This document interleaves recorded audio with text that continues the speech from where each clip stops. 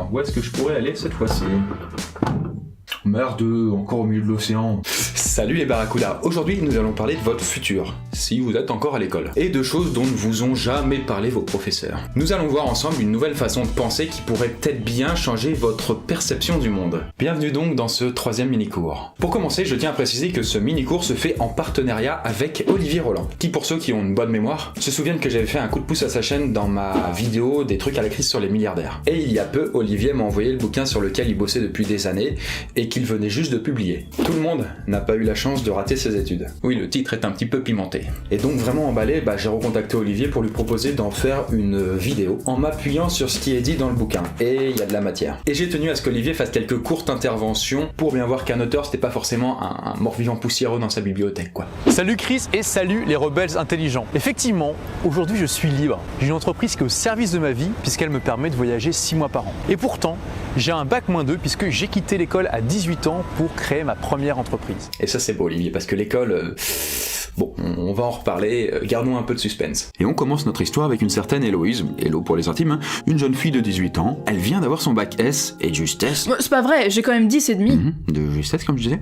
Et pour tout vous dire, elle se retrouve un peu les bras ballants devant le tableau des résultats de son lycée. En fait, elle avait prévu de faire une prépa scientifique après, peut-être d'intégrer ensuite les rangs de médecine, sans avoir d'idée précise sur son futur. Mais en y songeant, juste comme ça 2 secondes, qu'a-t-elle retenu de toute sa scolarité, de ses milliers d'heures de cours et d'examens? Qu'est-ce que tu insinues? T'énerve pas Hélo, en toute honnêteté, sur tout ce que vous et moi avons appris à l'école, quel est le pourcentage de ce qu'on a retenu? Et surtout, quel est le pourcentage de ce qu'on a appris et qui nous sert dans la vie de tous les jours? Sur le chemin de la maison, Héloïse ne fait que soupirer. Un vieil homme lui fait alors un coucou. « Je sais ce qui te tracasse, » lui dit-il. « Je me présente, Epinkos, philosophe allemand de 1885. Enchanté. J'ai mis au point ce qu'on appelle la courbe de l'oubli. Pourquoi tu me regardes comme ça ?» Vous avez une voix bizarre. Bien, pour simplifier, disons qu'il s'agit d'une échelle qui estime à quel point nous oublions rapidement l'essentiel de ce que nous n'utilisons pas. Voici ce que ça donne, vous allez être surpris. Alors, 100% est retenu dans notre souvenir immédiat, donc de quelques secondes. Jusqu'ici, on est d'accord, hein. À l'instant où je dis quelque chose, par exemple ce que je suis en train de dire là, vous l'avez encore en mémoire. Mais au bout d'1 heure, vous vous souvenez plus que de la moitié de ce qu'on vous a dit. Et seulement 1/3 au bout de 10 heures. Et ensuite, on plafonne à peu près à 20% de souvenirs, après plusieurs jours ou semaines. Tu m'as compris, tout ça signifie que sans révision, toute connaissance finit par être oubliée inexorablement tôt ou tard. M'en parlez pas, j'en suis la première victime. J'ai mis Hélo en regardant l'homme qui, d'ailleurs, est en train de se barrer pour aller expliquer sa courbe de l'oubli à un autre élève qui va harponner, tout content de son effet. Mais ça n'est pas inéluctable. Et il existe quelques techniques pour apprendre et mémoriser beaucoup plus facilement les choses. On tapote alors sur l'épaule à Hélo, ce qui l'a fait sursauter et se retourner. Un vieux sage à la longue barbe se tient devant elle. Savais-tu qu'au Moyen-Âge... C'est qui, lui? Tais-toi, je parle. Donc je disais, savais-tu qu'au Moyen-Âge, pour retenir des choses, les gens se représentaient l'intérieur de la cathédrale de leur ville. Hein? Pour faire simple, tu visualises un lieu que tu connais par cœur, et dans lequel chaque objet sera associé mentalement à une chose que tu veux te souvenir, comme ta liste de courses ou des choses à faire. Bien, au Moyen-Âge, la cathédrale était l'endroit le plus hype, donc à force de la visiter le jour de la messe, on finissait par la connaître. Puis cette technique de mémorisation était interdite car jugée trop puissante. Et selon l'église, elle était inspirée par Lucifer, car les gens avaient tendance à imaginer des choses obscènes dans la demeure du Seigneur pour mémoriser plus facilement. Exact, papy. Je suis pas un papy. On peut citer l'exemple tout à fait réel d'un lycéen du nom de Roy qui devait passer son bac, et devant l'alarmisme de la situation, sachant qu'il n'avait pour ainsi dire rien révisé, et qu'il avait plus d'100 de dates clés à retenir, il chercha sur internet une technique pour les apprendre facilement. Et il retrouva la fameuse technique du palais de mémoire. Et ainsi, en quelques jours fatidiques avant son bac, il réussit à tous les retenir.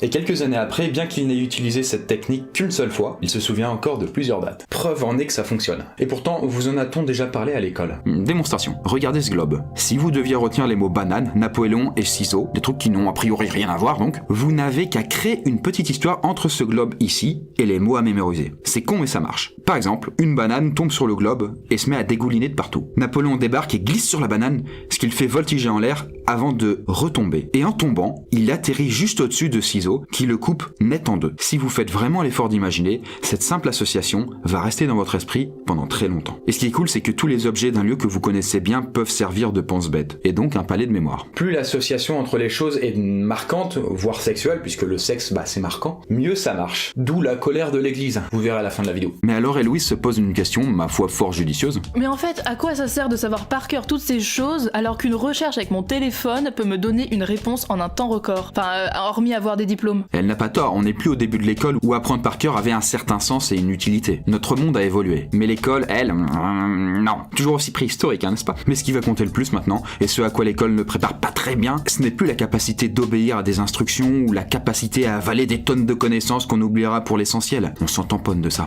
Les grandes entreprises américaines telles que Apple, Google ou autres recherchent toutes des candidats qui savent sortir des sentiers battus, ont de l'imagination et savent se débrouiller. Je sais pas si vous saviez, mais leurs entretiens d'embauche sont connus quand même pour leurs questions assez tordues. Par exemple, chez Google, on peut vous demander « Vous êtes rétréci à la taille d'une pièce et tombé dans un mixeur. Les lames vont s'enclencher d'une minute à l'autre. Que faites-vous ?» C'est pas vraiment à l'école qu'on apprend à gérer l'imprévu et se montrer imaginatif. Pour revenir à Héloïse, finalement, en marchant, elle est arrivée aux portes de sa prépa. Aux portes, seulement, on s'entend bien, elle risque pas d'entrer. Elle est plus incertaine que jamais. Une femme en tailleur plutôt chic est assise sur un banc juste à côté de l'entrée et dans un état un peu dépité. Hello va s'asseoir à côté d'elle pour tirer la même gueule triste.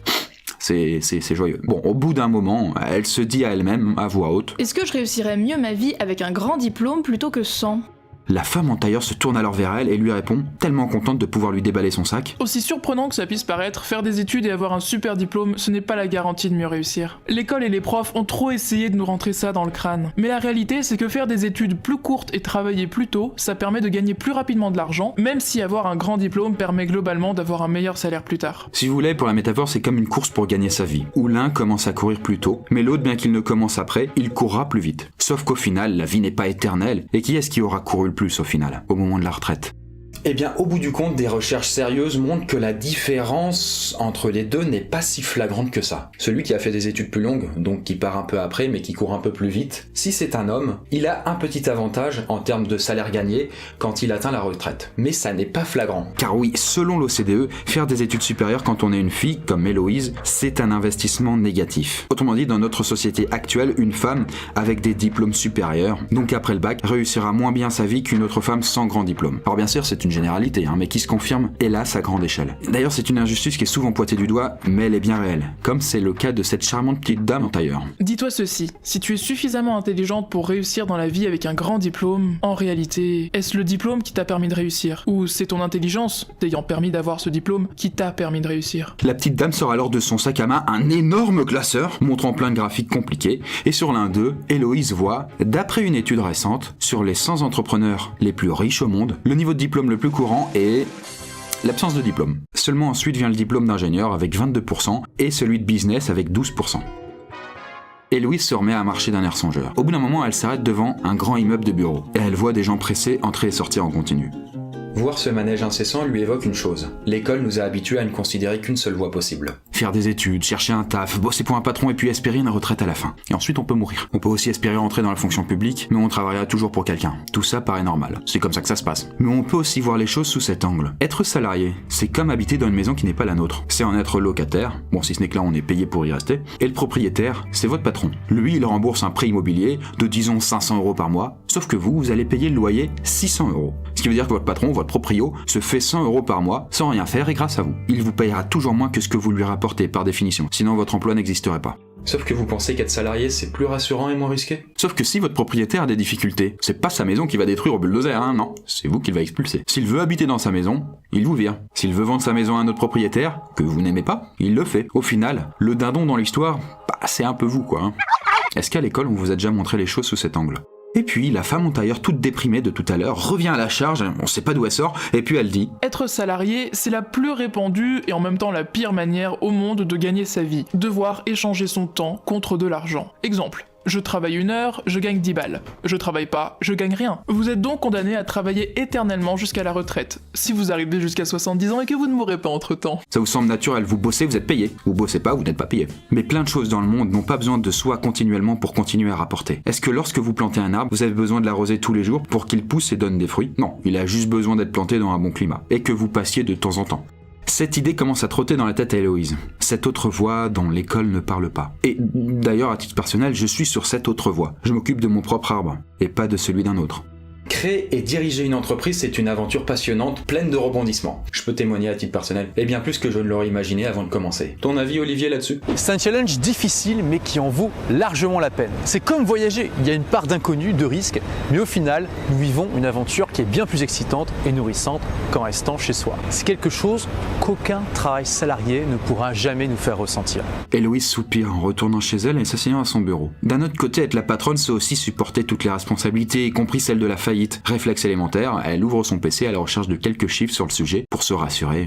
Oui, c'est une grande stressée de la vie. Elle tombe alors sur le site de l'INSEE et ses yeux s'écarquillent de surprise. En réalité, les chiffres sont assez stables d'une année à l'autre. 2/3 des entreprises continuent à exister au bout de 3 ans, après leur création, et la moitié après 5 ans. Mais alors, est-ce que ça veut dire que la moitié crève après 5 ans? Bah, pas forcément justement. La plupart du temps, il y a plein de raisons de pourquoi une entreprise cesse et qui n'ont rien à voir avec le fait qu'on soit dans la merde. Et même dans ce cas-là, les choses sont loin d'être insurmontables. Après ça, elle traîne des pieds, une fois n'est pas coutume, jusqu'au salon. Son père, appliqué à repasser quelques chemises, parce qu'il n'y a pas de raison que ce soit toujours les mêmes, lui demande ce qui ne va pas. Elle lui raconte alors son histoire et puis il lui dit « Tu connais l'histoire de Phil Suslow ?» Non, mais je sens que ça ne va pas tarder. Oui, Héloïse est une fille toujours très sympa. Il s'agit d'un entrepreneur américain qui s'est mis à ses tout débuts à acheter des LED pour lui-même, en parallèle de l'école, parce qu'il en avait besoin quoi. Puis il en a vendu à ses amis qui étaient intéressés. Il les achetait 1$ et les revendait 5. C'était une bonne affaire. Et puis rapidement, avec le bouche à oreille, il s'est mis à en vendre à de plus en plus de monde, avant de créer un site web justement pour les vendre plus facilement. Ce qui laissait à Phil une marge confortable qui lui permettait de payer ses études et d'avoir un peu d'argent de poche. Et puis il se mit à importer des LED directement de Hong Kong, ce qui lui permit encore d'améliorer sa marge. Et la première année, il gagna 18 000 $. Ça faisait un sacré petit pactole pour de l'argent de poche. Et de là, alors qu'il continuait des études coûteuses en parallèle, Phil eut une révélation. S'il finissait ses études, il allait dans tous les cas devoir chercher un travail et bosser pour faire fructifier le business de quelqu'un d'autre. On est d'accord? Mais pourquoi? Pourquoi faire ça alors qu'il venait justement de trouver son business? Il était assis dessus. Il venait de trouver son propre travail, son propre arbre. À partir de là, révélation, il embaucha des salariés et fit grandir son entreprise. En 2011, il fit $1 million de chiffre d'affaires sur l'année. Le nom de son entreprise est probablement pas connu en France, mais elle s'appelle Osnium. Et grâce à tout le temps libre dont disposait Phil, il se mit à voyager tout autour du monde. Voilà pour ce mini-cours. Je sais que je vends un peu du rêve, et certains pourraient penser que je distille des idées un peu trop déviantes à la jeunesse, comme arrêter ses études ou se lancer dans l'inconnu, mais il n'est pas question de ça. Continuez votre vie comme vous l'entendez. Mais si vous pouviez garder au moins juste ceci dans un coin de votre esprit, c'est que notre monde est rempli surtout d'une chose, d'entreprises. Il y a des entreprises de partout et pour tout, y compris dans des domaines qu'on ne soupçonne même pas, et vous allez devoir passer votre vie dans l'une d'entre elles. Mais n'oubliez pas que n'importe qui peut en créer une. Et pas que travailler pour celle d'un autre. Même si j'ai beaucoup de respect pour l'école en tant que telle, ne nous y trompons pas, elle ne prépare pas très bien à la vie qui nous attend. Avoir des connaissances, c'est super important. Mais il existe des tas d'autres façons d'apprendre et de réussir dans la vie que de suivre une ribambelle de profs monotones et ennuyants qui essaient de faire cours dans le chahut. Et je suis entièrement d'accord avec toi, Chris. Le but, c'est pas de vous inciter à vous mettre un bandana autour de la tête, un couteau entre les dents et de foncer dans le temps en criant banzai. Au contraire, dans mon livre, je vous encourage à tester les choses progressivement à côté de votre boulot ou de vos études pour minimiser les risques. Et je vous donne toute la méthode pour faire ça.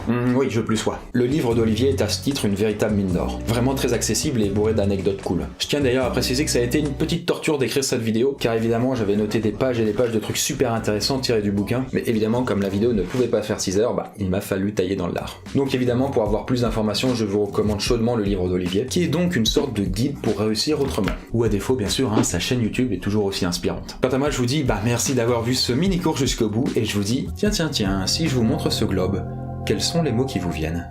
À la prochaine.